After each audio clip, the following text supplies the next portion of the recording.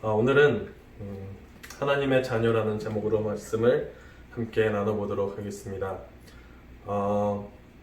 히브리서 2장 10절부터 18절까지 말씀입니다. 히브리서 2장 10절부터 18절까지 말씀을 함께 봉독하도록 하겠습니다. 히브리서 2장 10절부터 18절까지 말씀 함께 봉독하도록 하겠습니다.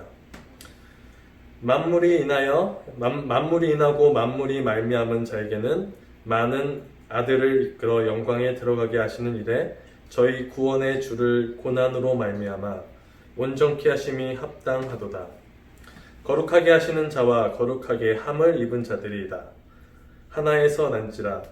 그러므로 형제라 부르시기를 부끄러워 아니하시고 이르시되 내가 주의 이름을 내 형제들에게 선포하고 내가 주를 교회 중에서 찬송하리라 하셨으며 또다시 내가 그를 의지하리라 하시고 또다시 볼지어다 나와 및 하나님께서 내게 주신 자녀라 하셨으니 자녀들은 혈육에 함께 속하였음에 그것 또한 한 모양으로 혈육에 함께 속하심은 사망으로 말미암아 사망의 세력을 잡은 자 곧 마귀를 없이 하시며 또 죽기를 무서워함으로 일생에 매여 종노릇하는 모든 자들을 놓아주려 하심이니 이는 실로 천사들을 붙들어 주려 하심이 아니요 오직 아브라함의 자손을 붙들어 주려 하심이라. 그러므로 저가 범사의 형제들과 같이 되심이 마땅하도다. 이는 하나님의 일에 자비하고 충성된 대제사장이 되어 백성의 죄를 구속하려 하심이라. 자기가 시험을 받아 고난을 당하셨은즉 시험 받는 자들을 능히 도우시니라. 아멘. 하나님의 자녀라는 제목으로 말씀을 나누려고 하는데요. 오늘은 먼저 마더스데이죠. 마더스데이입니다. 우리 모든 어머님들 그리고 아내님들께 감사를 드리고 우리의 자녀들을 낳으시고 키우시고 희생하신 그 사랑에 또 한번 감사를 드립니다. 모든 어머니들은 위대하신데요. 저는 특별히 우리 한국의 어머니들은 더욱 위대하다고 생각을 합니다. 왜냐하면 한국의 전통적인 문화가요. 어머니들이 참 많은 고생을 하게 하고 또 다른 민족들에 비해서 희생을 많이 하게 하는 것 같습니다. 덕분에 우리 어머님들은요. 세계 4대 인종으로 이렇게 비공식적으로 선정이 되셨죠. 황인, 흑인, 백인, 그리고 우리 아주머니들, 아줌마라는 단어가 세계 4대 인종으로 선정이 되었다라는 그런 우스갯소리가 있습니다. 어머님들을 비하하려고 하는 말은 아니고요. 그만큼 한국의 어머님들은 강하시고 특별하심을 말하고 싶은 것입니다. 우리 한국의 어머님들은요, 늘 희생하시며 사셨죠.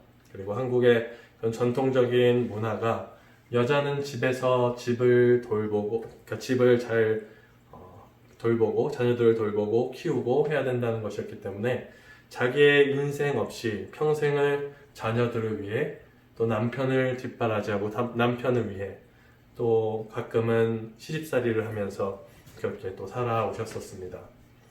요즘 제가 코로나 바이러스 때문에 집에서 살림을 많이 하게 되었는데요.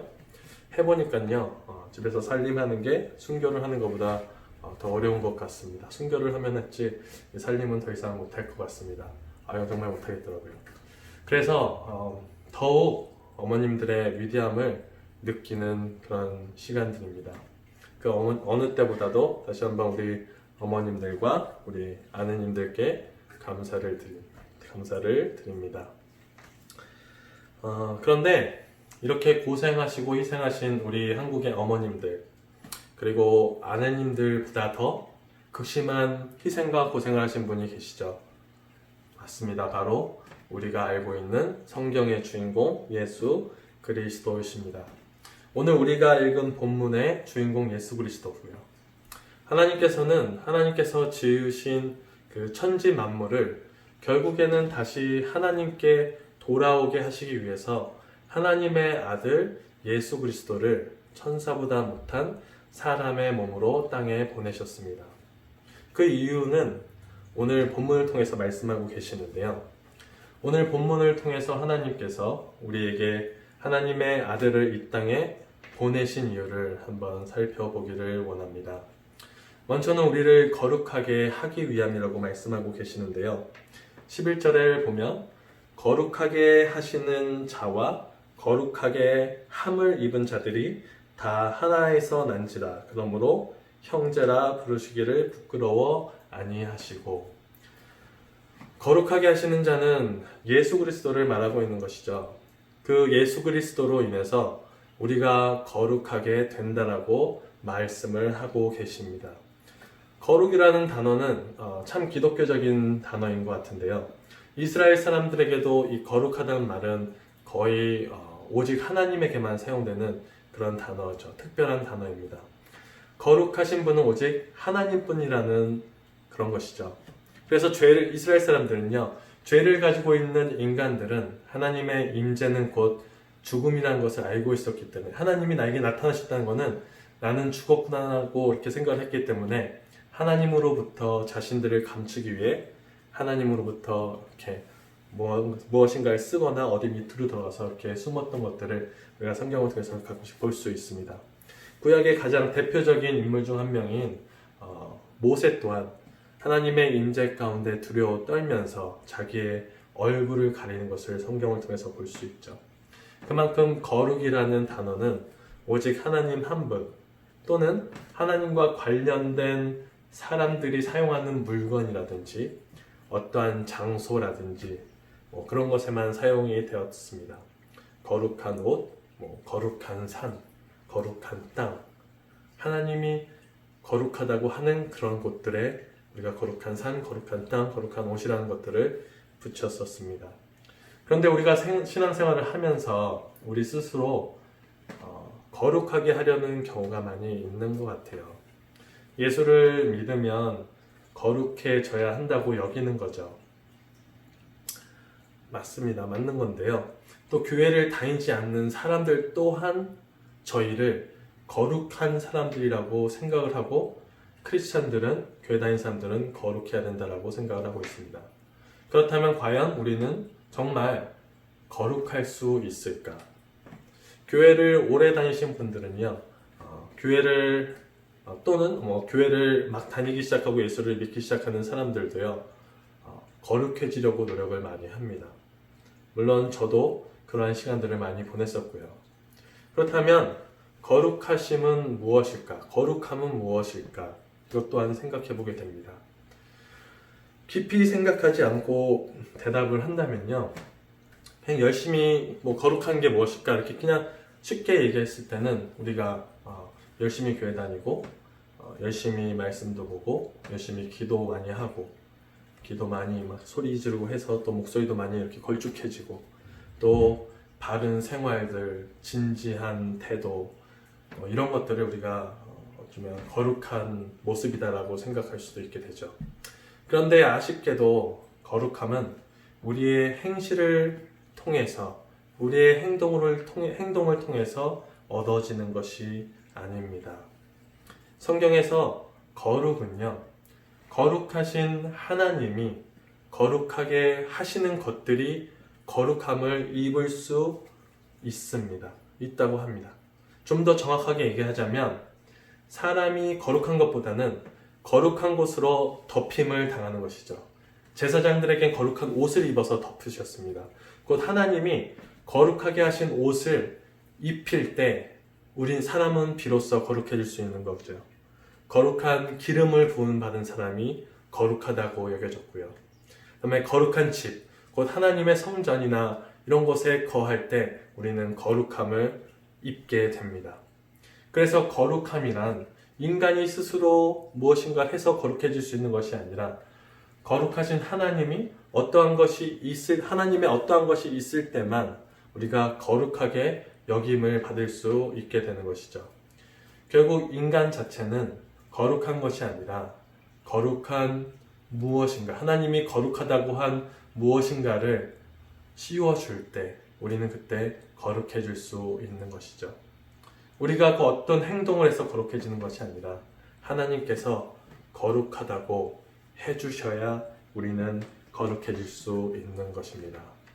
그래서 오늘 본문은 거룩하게 하시는 자와 거룩하게 함을 입은 자들이 다 형제라고 말하고 있는 것이죠.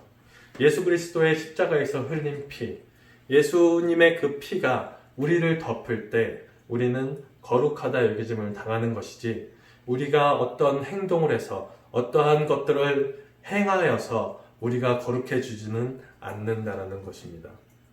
예수님은 바로 그 죄 많은 우리를 거룩하게 하시기 위해서 천사보다 못한 사람의 모습으로 이 땅에 오셨고, 가장 값어치 있는 절대적인 값을 가지고 있는 하나님과 동등시되는 자신의 피로 우리를 덮으셔서 우리를 거룩하게 하신 것입니다.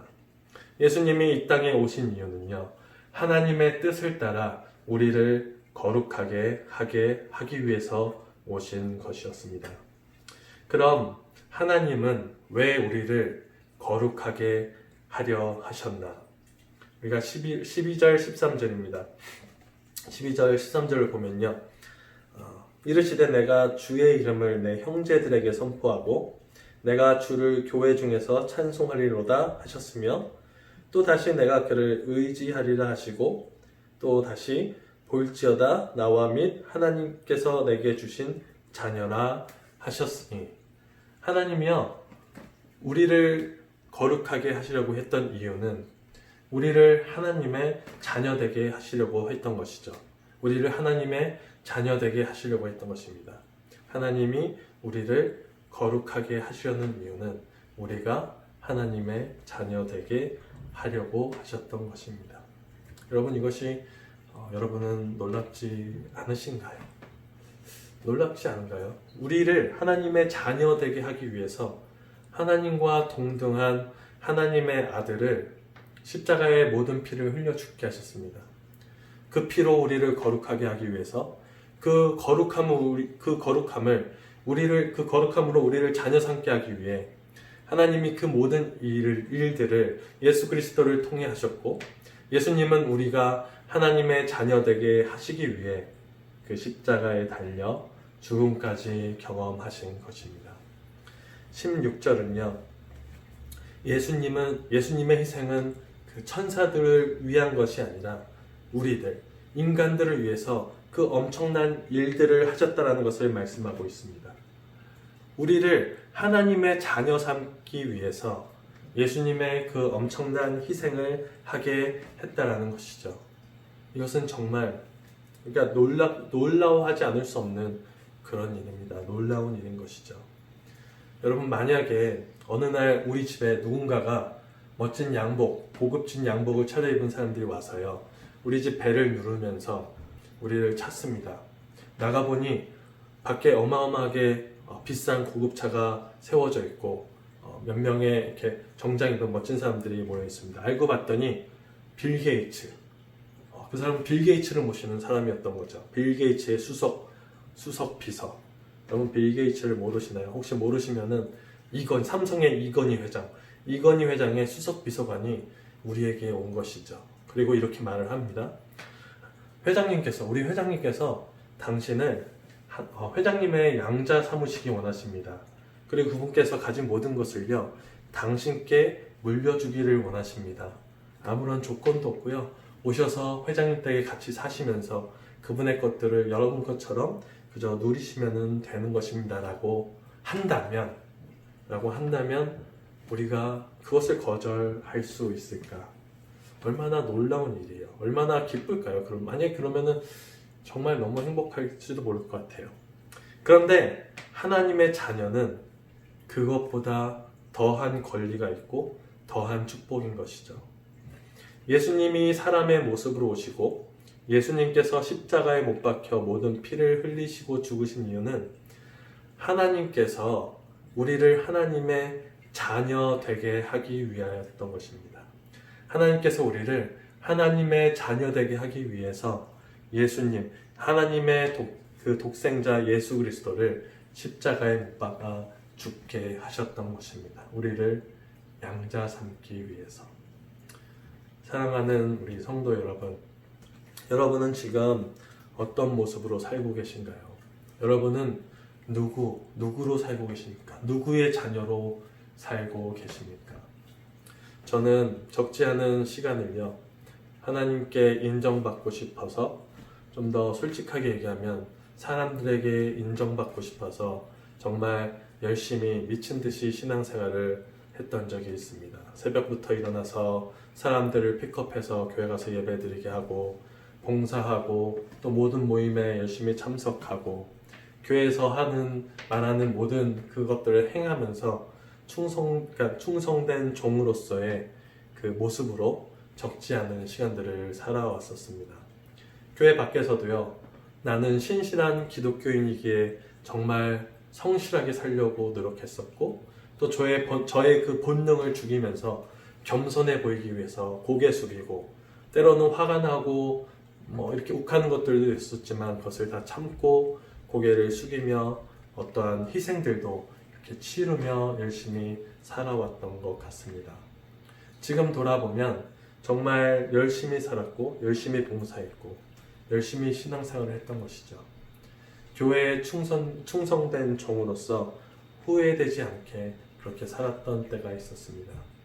그런데 저는 하나님의 자녀로서는 그 시간을 살지 못했던 것 같고요. 그저 교회의 종, 하나님의 종의 모습으로 살았던 것 같습니다. 그런데 예수님은요, 우리를 종이 아닌 하나님의 자녀 되게 하기 위해서 그 모든 일들을 예수님께서 하셨습니다. 그리고 결국에는 우리가 하나님의 자녀 되어 하나님 나라에서 함께 살면서 하나님을 찬양하고 하나님으로 인하여서 즐거워하는 삶을 살게 예수님께서 그 일들을 감당하셨던 것이죠.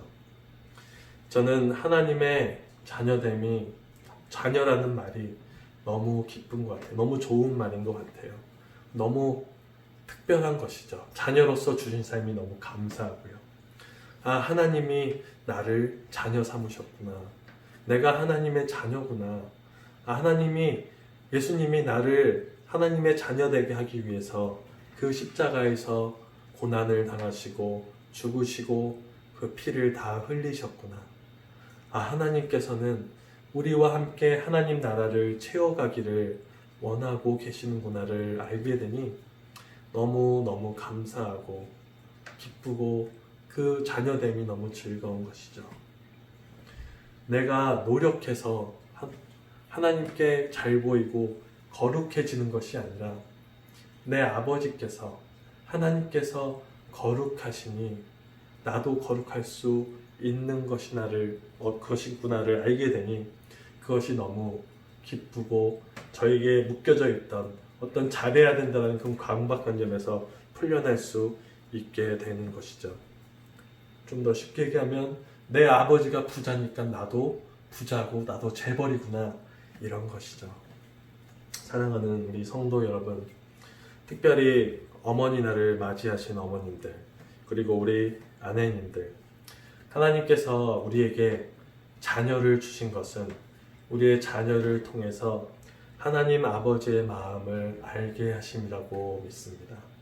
우리가 하나님의 자녀들을 통해서 나를 향한 우리 아버지의 마음을 알아간다면 우리는 부모가 된 것이 축복이고 우리에게 자녀가 있는 것이 축복이 되는 것이죠. 또 우리에게 어머니가 있고 우리에게 부모님에 있는 것도 하나님 아버지를 돌보시는 하나님 아버지를 알 수 있다는 축복이 될 수 있는 것이고요. 오늘 하루가 어머니들에게 또 모든 아내님들에게 하나님의 자녀된 축복을 누리시는 귀한 날 되시기를 바랍니다.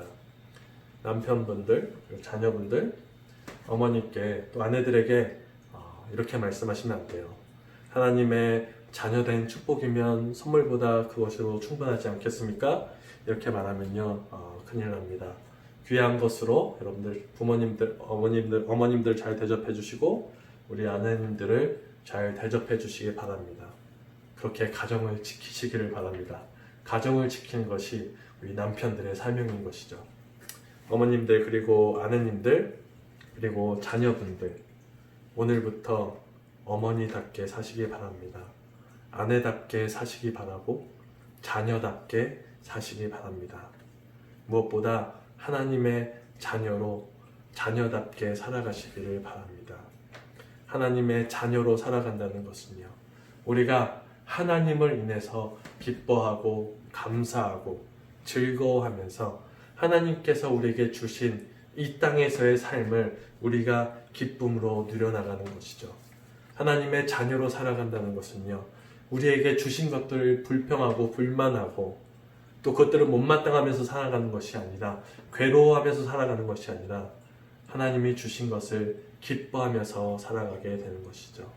하나님의 자녀로 산다는 것은요, 하나님께서 우리에게 모든 것을 주실 것을, 우리의 일용할 양식과 우리의 삶을 지켜주실 것을 믿으면서 담대한 마음으로 혹은 안정된 마음으로 그렇게 살아가는 것이죠. 오늘 이 날이 여러분들에게 그러한 날 되길 바라고, 하나님의 자녀가 되어서 재벌이 주는, 부자가 주는 그 어떠한 것보다도 더 기뻐하시고 더 누리시면서 하나님의 나라를, 위에 있는 하나님의 나라를 꿈꾸며 살아가는 여러분 되시기를 주님의 이름으로 축복합니다. 우리를 자녀 삼으신 하나님 아버지를 찬양하고요, 우리를 자녀 삼기 위해 피 흘려 죽으신 예수 그리스도를 찬양합니다. 이 고백이 오늘 저와 여러분의 찬양 되시기를 예수 그리스도의 이름으로 축복합니다. 함께 기도하겠습니다. 여러분이 기도할 때에